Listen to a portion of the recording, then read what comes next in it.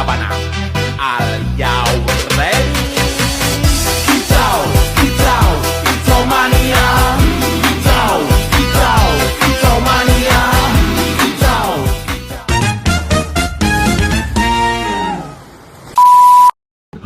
Assalamualaikum warahmatullahi wabarakatuh. Waalaikumsalam warahmatullahi wabarakatuh. Kami dari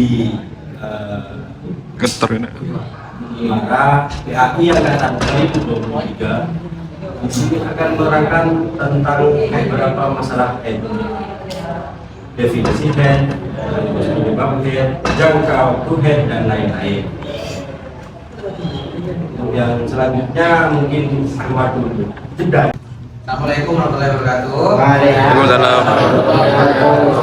Sini saya akan menjelaskan tentang head ya. Nah, head adalah keluarnya darah dari rahim perempuan secara alami sebagai bagian dari siklus reproduksi. Nah, dalam bahasa medis disebut menstruasi. Biasanya mulai terjadi saat masa pubertas dan berlangsung setiap bulan sampai menopause. Nah, beberapa hal penting tentang haid ada di sini. Darah haid keluar karena lapisan dinding rahim peluru ketika tidak terjadi kehamilan. Nah, di sini saya ada beberapa soal ini. Siapa yang mau jawab? Biasanya pada usia berapa haid biasanya mulai terjadi? Berapa? Sampai berapa tahun? Sampai usia berapa? Biasanya umumnya itu mulai pada usia 9 tahun sampai 15 tahun saat masa pubertas. Ada lagi nih pertanyaannya yang mau menjawab. Mengapa perempuan itu mengalami haid? Ada yang bisa menjawab? Gak ada.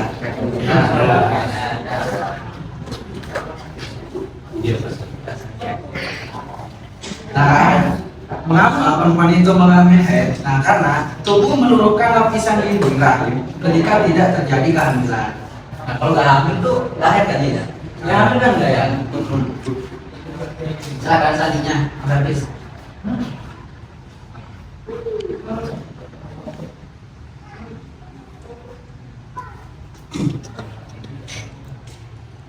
Lanjut ke pembahasan dalam pandangan agama fikih Islam.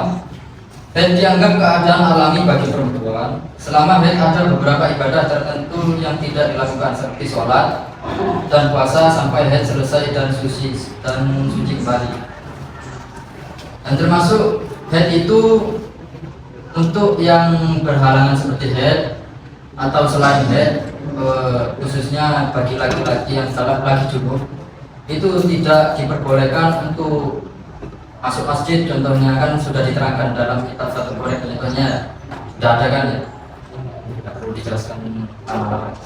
Dan menjaga kebersihan saat haid penting dilakukan, misalnya mengganti pembalut secara teratur. Jadi kalau ada perempuan atau nanti kalau kalian sudah nikah, kalian mempunyai istri atau adik kalian atau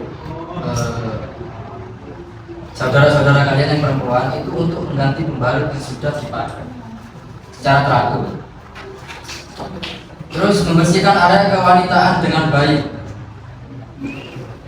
Setelah itu makan bergizi dan cukup minum. Pola makan diatur, istirahat itu juga diatur.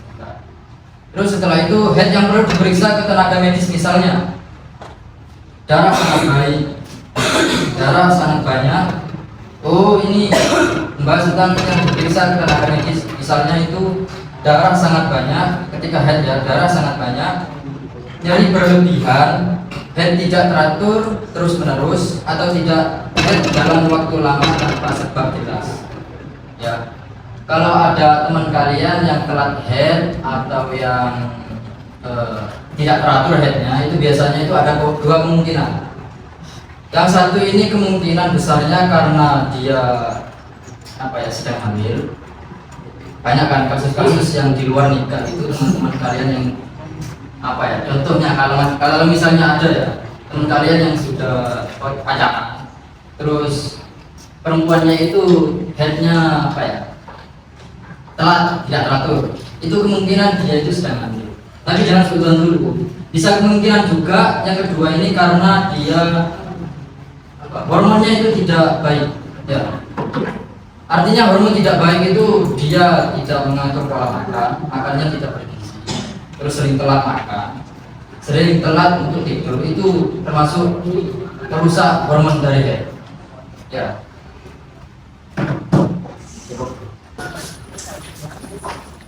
Yang pertama, yang kedua kan menjelaskan tentang siklus head, penjelasan head. Terus yang selanjutnya yang akan kita bahas yaitu tanda-tanda head, tata cara bersuci dari head, terus mitos dan fakta seputar head.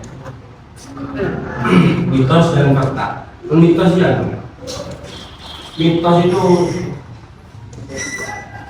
fakta kan apa yang sesuai apa yang terjadi. Mitos ini kalau terjadi lagi ada tidak terjadi. Kamu ada tidak tahu? Sebelum atau saat ya, yang gini ya, wanita itu akan ada yang namanya pramenstruasi sindrom. Bahasa kasarnya itu sering emosi, sering marah. Jadi salah yang sebenarnya kamu, salah yang sebenarnya kamu. Suasana hati berubah. Tanda-tandanya perut terasa kram atau mulas, muncul jerawat atau kulit terasa lebih berminyak. Kalau ada jerawat berarti menunjukkan dia sudah head. Terus payudara terasa lebih sensitif. Biasanya head, kalau head payudara itu membesar biasanya. Terus perubahan suasana hati. Ya kadang 1 menit sebelumnya bahagia, nah 1 menit selanjutnya marah-marah. Itulah tanda head. Terus poin yang kedua yaitu tata cara bersuci dari head. Niatnya harus bareng bersamaan dengan haram. Tanda niatnya namanya dulu guslah dirofi hadasil haidi. Kalau niat biasa dulu ya sampean kan namanya dulu guslah dirofi hadasil akbari.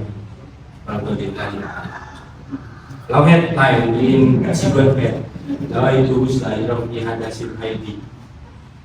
Lillahi ta'ala. Tidak sama. Terus rukun-rukunnya meratakan air kepada seluruh badan, meratakan air kepada seluruh badan. Membersihkan rambut, kan rambutnya cewek itu kan panjang. Jadi kalau mandi wajib dari head, maupun dia rambutnya harus dilepas dari ikat rambut. Itu elasan lain, masuk keluar rambut. Base. Lalu yang terakhir yaitu fakta dan mitos tentang head. Ya, penting. Mitos, tidak boleh keramas saat head karena pori-pori kepala terbuka.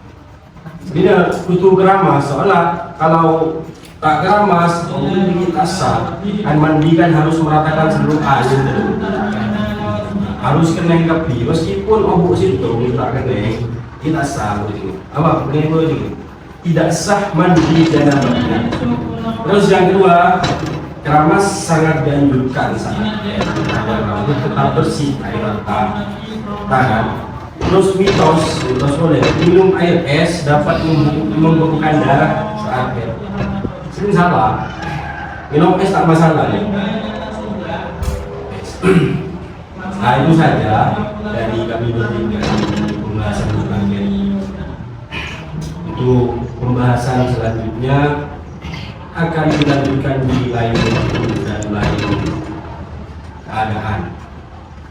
Oh iya, tentang pacaran. Pacaran itu haram tak? Haram ya? Di sini ada tak yang pacaran di sini? Gak ada. Gak ada ya? Gak ada. Benar ini gak ada ini. Aduh.